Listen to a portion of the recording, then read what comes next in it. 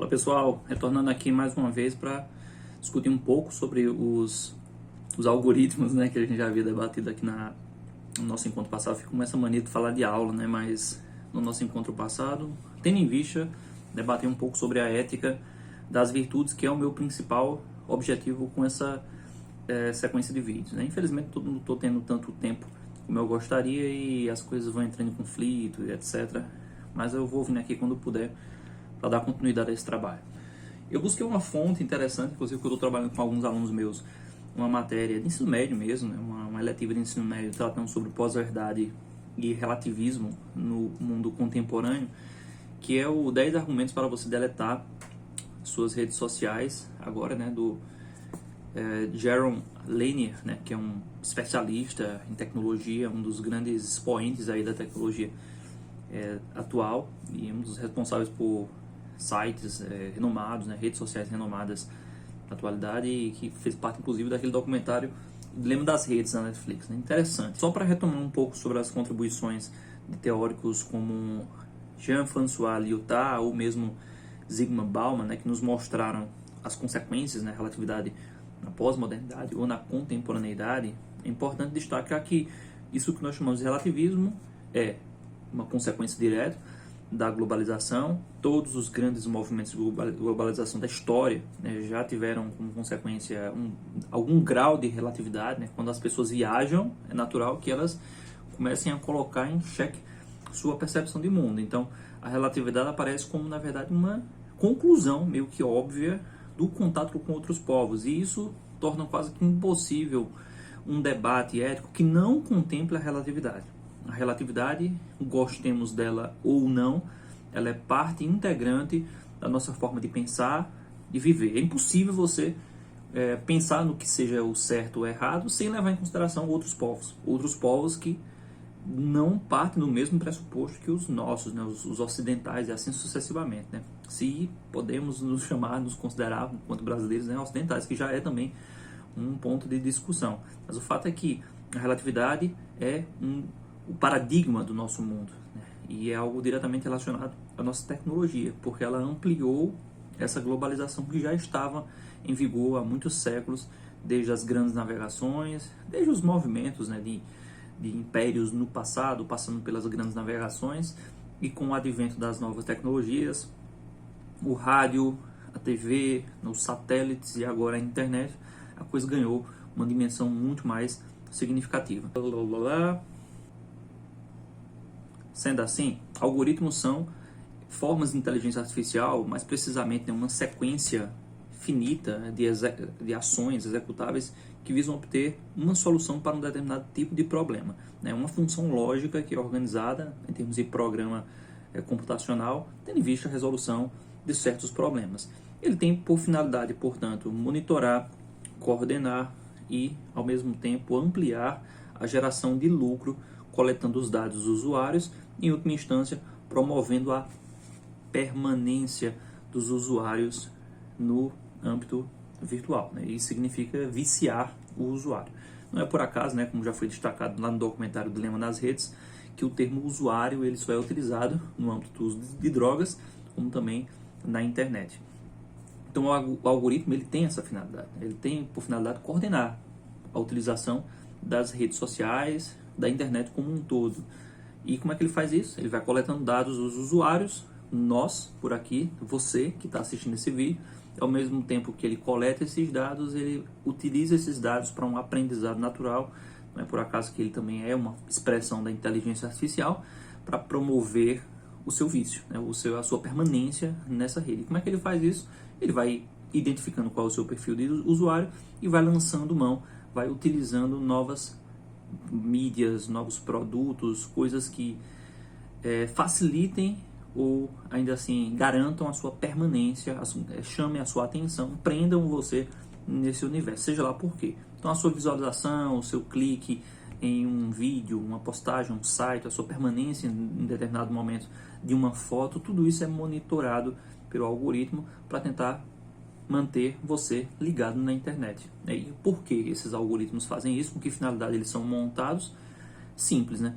Porque ao passo que nós estamos na internet, dando a nossa atenção, vendendo a nossa atenção Na internet nós somos o produto, né? Nós somos aqueles que estão, na verdade, sendo negociados nessa rede de computação, basicamente, essa rede virtual.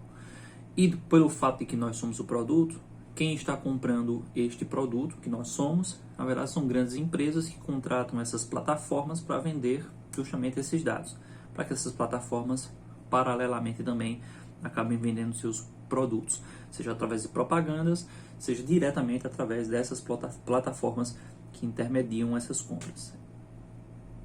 Como a utilização dos algoritmos é cada vez mais difundida entre todas as formas de tecnologias ligadas à internet, nós temos hoje em dia certeza que vivemos em um mundo dominado pela inteligência artificial, literalmente falando, tal como a Matrix, lá do filme de 1999. Então assim, claro que Matrix falava de forma metafórica, mas ainda assim a IA, a inteligência artificial, que estava ali apresentada no filme Matrix, hoje em dia ela é uma realidade. Ela é uma realidade nas nossas casas, ela é uma realidade para você que está assistindo um vídeo, ela é uma realidade para você que leva um smartphone no seu bolso, e é uma realidade mesmo para aqueles que pensam em estar fora dessa lógica por não terem redes sociais. Essas pessoas também são obrigadas a fazer parte dessa lógica de monitoramento e coordenação algorítmica. A partir do momento que ela usa um cartão de crédito, a partir do momento que ela faz um cadastro em uma loja, é impossível não fazer parte desse sistema. Então assim, é o próprio espírito do nosso tempo, é a própria lógica do nosso mundo. E podemos afirmar, sem nenhuma dúvida, que algoritmos eles têm vontade própria. Afinal, uma das funções da inteligência artificial, como a conhecemos, é aprender com os erros e acertos dos comandos previamente estabelecidos, ou seja, se um algoritmo ele tem por finalidade coletar nossos dados e fazer uma triagem cada vez mais aproximada e perfeita do nosso perfil psicológico, ele vai aprendendo com os seus erros e acertos. Ele vai aprendendo quando nos lança a mão de um vídeo, apresenta um dado que nos prende mais facilmente, e também vai aprendendo quando ele lança um vídeo e a gente não é fisgado. Então ele vai adquirindo cada vez mais consciência da nossa situação psicológica, das questões psicológicas que muitas vezes nós nem temos ideia que nós as temos, né? Então isso é interessante. Os algoritmos podem nos conhecer melhor do que nós mesmos. Eles podem ter mais consciência de quem nós somos melhor do que nós mesmos. E a partir do momento que eles fazem essa triagem do perfil psicológico do seu usuário, dos usuários que estão dentro de uma determinada rede social, eles conseguem mais facilmente monitorá-los e prendê-los, muitas vezes manipulá-los. A inteligência artificial vai, portanto, aprendendo com os dados coletados dos usuários da internet e das redes sociais, e numa relação de efetividade prática, sugerindo novas coisas, né, produtos, sites, fontes de pesquisa, vídeos, etc., ele tende a aprisionar mais facilmente, né, esses usuários. A lógica mais imediata desse processo é a reafirmação da percepção de mundo e dos preconceitos de seus usuários sem qualquer apelo crítico ou reflexivo. Afinal, né, se o algoritmo ele é, em geral, destinado a fazer um monitoramento e uma triagem no nosso perfil psicológico, a primeira consequência disso é que ele vai reafirmar esse perfil com seus vícios e com suas virtudes, com os nossos conceitos e com os nossos preconceitos. O algoritmo tem essa finalidade. Ele não tem, digamos assim, um limite moral. Ele não tem um limite ético. Ele não é ético, né? Então, assim, a gente só pode falar de ética e moralidade no âmbito humano. Mas o algoritmo ele é uma função lógica, é um robô, por assim dizer, é um boot. Sendo assim, ele não tem por finalidade fazer algum tipo de mediação moral com seus usuários. Ele tem um objetivo, ele vai ser o mais preciso, o mais categórico possível para a consecução, para a consumação desse objetivo. Consequentemente, se ele consegue fazer uma triagem mais perfeita, mais precisa do nosso perfil psicológico, ele vai começar a nos oferecer produtos, vídeos, sites e informação ou desinformação que atenda melhor a esse perfil psicológico.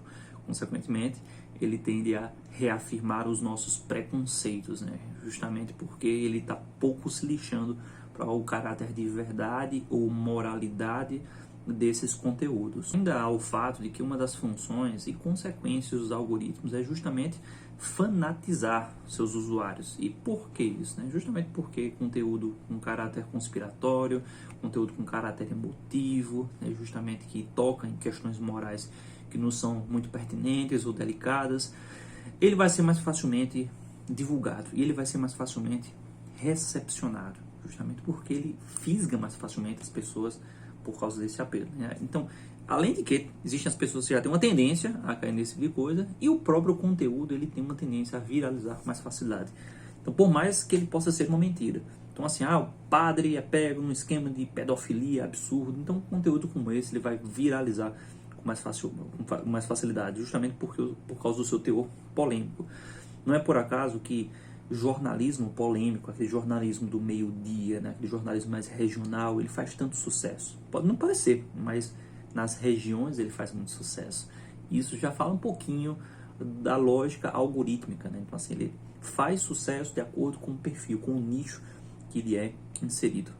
Então, é como um círculo genuinamente vicioso. Olha só, os algoritmos lançam mão de seus produtos, né? Produtos a serem vendidos, com páginas, vídeos, conteúdos virtuais de todos os tipos, etc. Disponíveis no intuito de identificar o perfil de suas vítimas, por assim dizer, né? B. Com as visualizações, cliques e atenção monitoradas inicialmente, previamente, justamente quando a gente entra nesse universo, né? Isso desde os primeiros contatos que nós tivemos aí com a internet, fica mais fácil personalizar a oferta desses conteúdos segundo o perfil de cada usuário. Então, o conteúdo que nos chega pela internet, ele é significativamente personalizado. Ele é justamente adequado às nossas circunscrições, nossos desejos, nossos anseios, nossos medos, nossos temores. Isso aí já é muito perigoso, né? C. Em última instância, os algoritmos naturalmente oferecerão conteúdos mais radicalizados, especialmente quando o assunto é de fundo social, afinal, são esses que chamam mais a atenção dos usuários e nas redes sociais fazem mais sucesso. D. Os algoritmos não têm senso ético, visto que são meras funções lógicas preparadas para executar determinados papéis. E é por isso que a seleção dos conteúdos mais problemáticos não obedece a qualquer senso moral ou critério ético e político, etc. O algoritmo está pouco se lixando para as consequências desses conteúdos. O importante é fisgar e manter a atenção dos seus usuários conectada na internet. No entanto, na nossa realidade social, cotidiana e política, o estrago ele é bem visível, né? Justamente porque para o algoritmo é sucesso, né? Para o dono da empresa, o dono das redes sociais, isso é sucesso e é lucro. Mas para a realidade cotidiana, para a realidade comunitária, o buraco é mais embaixo. Justamente porque o panorama do que é a própria realidade ele começa a ser fragmentado. O que o algoritmo faz ao personalizar as informações que lhe chegam no smartphone, e é por isso que vídeos como esse eles não fazem tanto sucesso, mas que seja, né? A vida que segue, né? Jogando a garrafa no mar. Mas é por causa dessa fragmentação, por causa dessa radicalização, por causa dessa personalização do conteúdo que chega no smartphone de cada um, que no final das contas a nossa realidade social, política, real, ela é polarizada e ela é, como nunca antes foi visto, relativista. Então, assim, a gente vive num mundo excessivamente e radicalmente relativista, porque as pessoas acreditam que o conteúdo que chega no seu smartphone, o conteúdo que chega na sua percepção de mundo, no seu nicho, na sua comunidade do WhatsApp, ele é o único real. E tudo aquilo que nós já temos uma tendência a acreditar acaba sendo retificado, acaba sendo confirmado, acaba ganhando caráter de verdade por causa de uma tendência psicológica que é identificada pelos algoritmos. O maior disso é quando tentamos debater com alguém, mesmo alguém próximo, às vezes amigos de infância, parentes, nossos pais, nossas mães, nossos irmãos. Quando tentamos debater um conteúdo de caráter polêmico, conteúdos políticos, conteúdos morais, conteúdos éticos, né? A briga ela é quase que certa. E ela é certa não é por acaso, né? Não é porque as pessoas mudaram.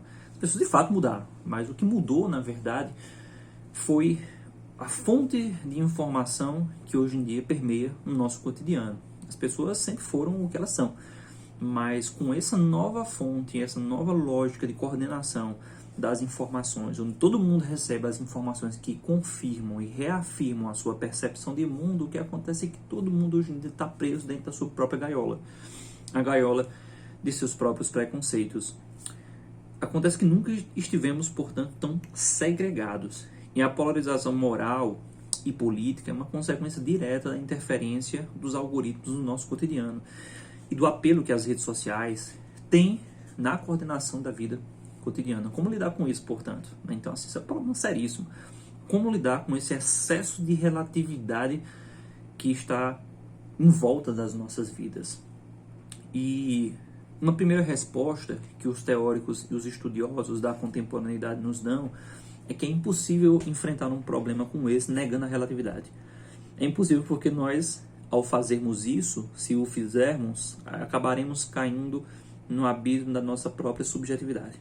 Acabaremos caindo na armadilha que os algoritmos acabam promovendo, né? Descartando a relatividade, nós acabamos, no final das contas, caindo nos anseios, nos nossos próprios anseios, vontades, medos, temores e assim sucessivamente. Acabamos, portanto, sendo empurrados abaixo de um abismo que é a nossa própria consciência, nossos meios inconscientes, assim sucessivamente. É impossível negar a relatividade. A realidade é o espírito do nosso tempo. Mas, e uma coisa que eu vejo de forma muito relevante, por exemplo, na ética aristotélica ou na ética das virtudes, é porque esse âmbito de discussão é uma proposta realmente muito significativa quando levamos em consideração a relatividade. Porque a ética das virtudes, ela não nega a relatividade. Ela trabalha justamente sob o ponto de vista das sociedades. Ela busca, muitas vezes, reafirmar e chamar a consciência de que as coisas são relativas, mas, ao mesmo tempo, tenta trabalhar e estimular a criação e o cultivo de virtudes em volta dessa comunidade, sem negar a relatividade. Então, ela, por um lado, aceita o relativismo, como ele existe e sempre vai existir, agora ainda mais que antes, mas ao mesmo tempo ele tenta beber desse relativismo para a reafirmação de certas qualidades que seriam, portanto, reconhecidas dentro de uma certa comunidade, uma certa percepção de mundo, mas ao mesmo tempo dialogando com uma suposta universalidade dessas qualidades, por mais que isso seja radicalmente impossível. Mas é bem interessante como a ética das virtudes ela acaba sendo uma proposta muito bem-vinda em um mundo relativista, polarizado, segregado, fragmentado, como é o nosso. Sem negar a relatividade, ela tem algo a nos falar sobre uma possível linha de raciocínio a se seguir quando a gente fala de moralidade. Pois é isso, meu povo. Próximo encontro, próxima aula, a gente se fala para debatermos um pouco mais sobre ética, talvez até um pouco mais sobre relatividade. É isso. Um abraço. Valeu.